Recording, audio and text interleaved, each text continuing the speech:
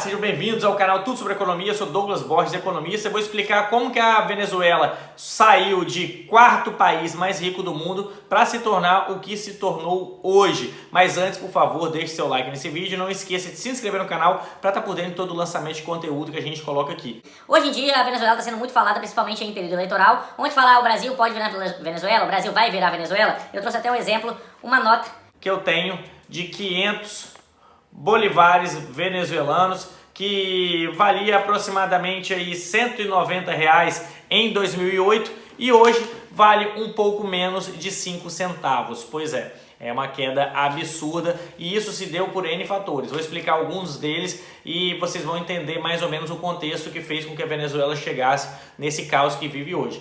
A Venezuela sempre foi um país que teve colonização espanhola e a Espanha exerceu muita influência sobre o território, principalmente pela proximidade com a Europa. Tanto que Venezuela teve uma das primeiras universidades, que é a Universidade de Caracas, já com medicina, engenharia, então já foi um país muito intelectualizado e teve ali sim a sua base, principalmente costeira, muito desenvolvida. A gente já teve com a Primeira, Segunda Guerra, uma necessidade de petróleo e a Venezuela teve uma coisa que foi engraçada, porque, por exemplo, no Brasil, a gente para tirar petróleo, a gente tem que perfurar. Tem alguns que são em terra firme, né? Por exemplo, na Amazônia tem petróleo, só que é em terra firme, então eles conseguem até extrair. Porém, boa parte do nosso petróleo está em bacias no oceano, então você tem que botar uma sonda e perfurar. Na Venezuela, lá eles falam que a Venezuela tem um cobertor e um colchão de petróleo, porque também tem no mar várias bacias ali de petróleo, porém existiam lagos que jorravam petróleo e formavam lagos de asfalto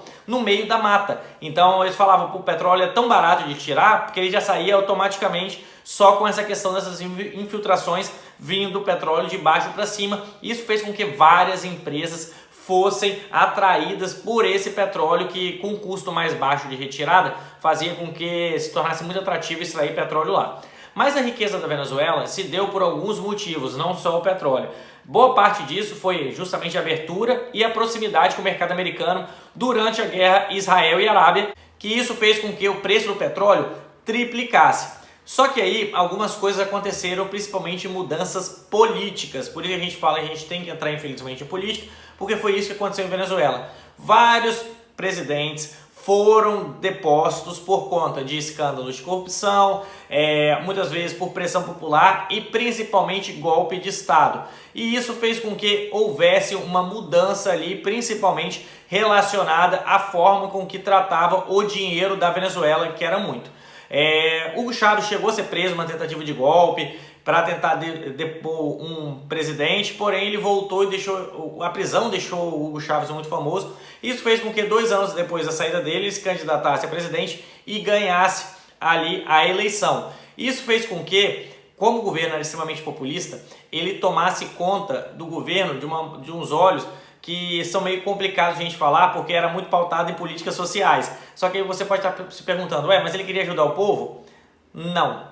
Ajudar o povo era o discurso que ele falava. Por exemplo, ele distribuía renda para os mais pobres, aumentava os programas, principalmente de acesso à universidade, fazia com que a comida ficasse mais acessível, porém é à custa de tirar o dinheiro do petróleo para distribuir, sucateando a única fonte de renda da Venezuela. Foi por isso que a Venezuela começou a entrar em declínio. Quando você pega uma distribuição, uma parcela da população que você pauta muito, vamos acabar com a pobreza, na verdade você está gerando mais pobreza sob o efeito crônico, não sob o efeito agudo. Porque o efeito agudo você pega o lucro da PDVSA e distribui para a população, beleza, porém você não está distribuindo o lucro, você está tirando principalmente pessoas técnicas, que eram pessoas que estavam ali por condições técnicas, para botar pessoas da sua confiança, que é cargo de indicação. E esse aparelhamento do Estado que o Hugo Chávez começou a fazer e o Maduro faz até hoje, fez com que ele exercesse extrema influência sobre a empresa e tirasse boa parte desses lucros e repartisse para onde que ele quisesse. E boa parte disso em escândalos de corrupção também. E como ele só tem uma fonte de renda e boa parte das empresas também são estatais, as metalúrgicas são estatais, esse processo de estatização faz parte do governo Maduro Chávez Então, as empresas que davam lucro começaram a dar prejuízo, porque justamente você tirava ali o poder de investimento, de máquinas, de pessoal, para justamente pegar o que você tinha para distribuir, querendo ou não, a época de ouro do petróleo, o petróleo valia muito e a riqueza ali nos anos 90, no começo dos anos 90, era muito grande e a galera pensava, nossa, meu dinheiro não vai acabar. E acabou. E quando a gente fala assim, pô, o Brasil pode virar a Venezuela, na verdade a gente tem um tombo um pouco mais longo, mas pode sim, porque a gente a gente teve casos ali de aparelhamento de pessoas ligadas ao presidente, aparelhando as empresas estatais, justamente fazendo com que elas não fossem lucrativas para o Brasil, porque hoje é muito mais vantajoso você gerar oportunidade do que você distribuir renda. A distribuição de renda é um caminho, ela não pode ser o caminho.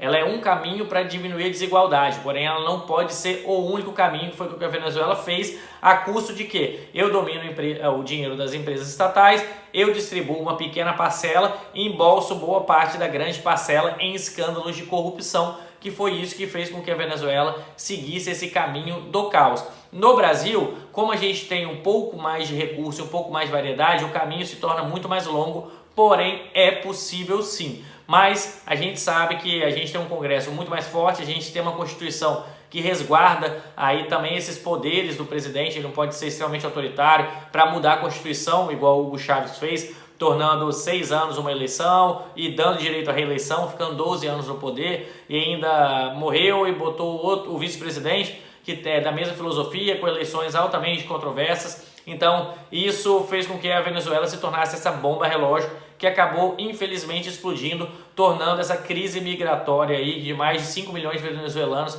querendo sair ou já saindo do seu território. Beleza? Espero que vocês tenham gostado. Ficou com dúvida? Deixa aqui nos comentários e se inscreva no canal para estar por dentro de todo o conteúdo que a gente coloca aqui. Até mais, pessoal. Tchau, tchau.